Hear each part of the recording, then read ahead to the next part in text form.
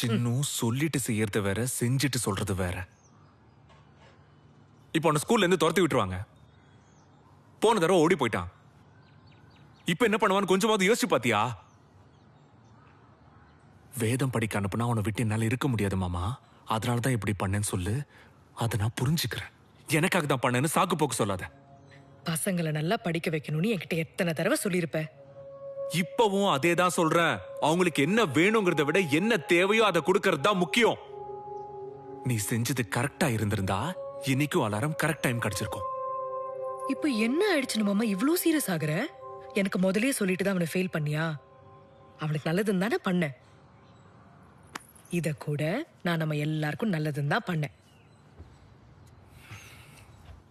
என்ன கட்டிக்கிறதுக்காகவே பிறந்தடி நீ. முடிஞ்சிருச்சு.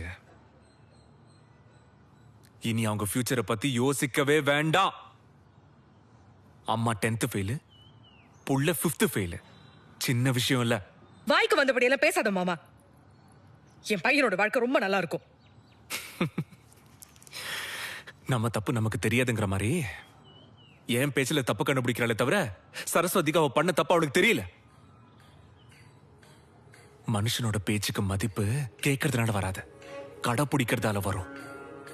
ஆனா என் பேச்ச மதிக்காத உன்கிட்ட எனக்கு என்னடி பேச்சு? உன் புள்ள மேக்ஸ் பாஸ் பண்ணிட்டோம். அன்னைக்கு வாயை திறந்து என்னோட தான் தப்புன்னு ஒத்துக்கிறேன். அது வரைக்கும்